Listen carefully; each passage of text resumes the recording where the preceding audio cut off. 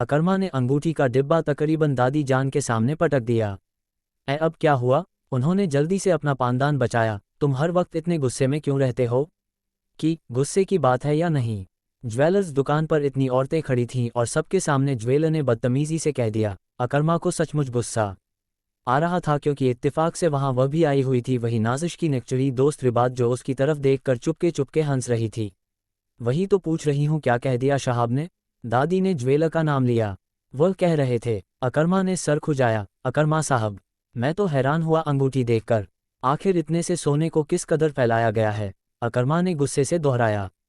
दादी जान पहले तो हंस पड़ी, फिर उन्हें भी गुस्सा आ गया। शहाब ज्वेलर पर नहीं कि वह तो उनके नेक्चुरे ज्वेलर थे। तोहफा देने वाले पर आया गुस्सा, तो आखिर लोग ऐसा तोहफा देते ही क्यों हैं? फालतू में खुद भी बोझ उठाते हैं और जिसको दें वो बोझ उठाए। मुझे तो याद ही नहीं कि किसने दिया था। सोचा था बख्शू नौकर की बेटी की शादी पर दे दूंगी, वो कुछ और सोना मिलाकर उसके टाप्स बनवा देती। मगर तुमने तो मियाँ एक नई कहानी सुना दी। ये कहानी कोई मैं अपनी तरफ से गढ़कर नहीं सुना रहा हूँ। यकीन ना आए तो फ़ोन करके पूछ लें। अरे बाबा, दादी जान ने अपना सर पीट लिया। मैं तुम्हारी बात पर कब भरोसा नहीं कर रही।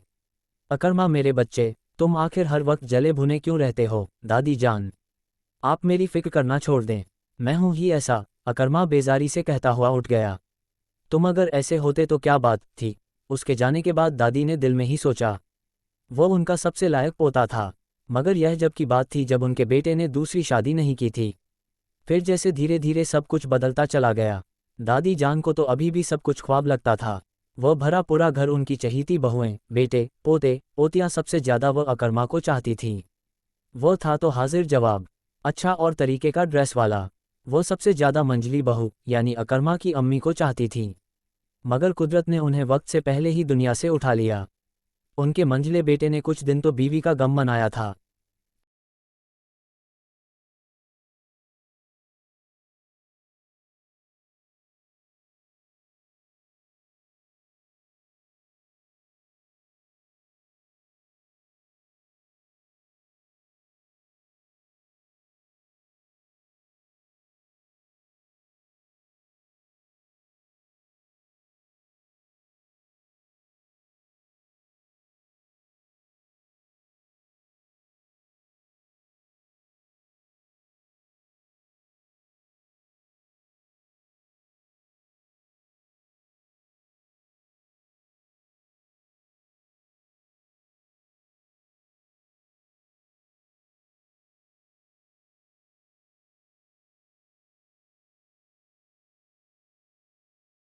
तुम भी उसकी तरह होती जा रही हो। उफ़ो दादी जान, रिबात झुंझला गई। मैं रंग गोरा करने का काम कर रही थी। आपने मेरा रंग नहीं देखा? क्या हुआ, अच्छा खासा काला तो है। अकरमा जो न जाने कब कमरे में आया या टोका तो वह झुंझला गई। आपसे मतलब? आपसे किसने पूछा है? भाई सुनने वाले का फर्ज है कि अगर कोई गलत बात सुने तो उसे सही कर दिया करे। मैंने अभी कोई बात की ही नहीं थी, बल्कि अभी पता भी कैसे चलेगा? 2 ही दिन तो हुए हैं प्रैक्टिस शुरू करते हुए। अच्छा ज़रा मैं भी सुनूं क्या प्रैक्टिस है। दादी को अपनी दोनों पोतियों का ख्याल आ गया जिनका रंग अच्छा खासा काला था। बस मैं नहीं बता रही, रिबात ने इनकार किया। ओहो भाई, हमसे छुपा रही हो? दादी ने हैरत से कहा। आपसे कौन छुपा रहा है? मगर यह साहब जो सर पर मौजूद हैं। उसने अकरमा की तरफ इशारा किया। क्यों, मैं क्या कर रहा हूँ? खामोशी से खड़ा हुआ हूँ। आपकी खामोशी भी कोई इतनी अच्छी नहीं होती। उसने मुंह बनाया। अच्छा चलें बता दें, मेरा एक दोस्त है। उसकी शादी भी इसी वजह से नहीं हो रही है।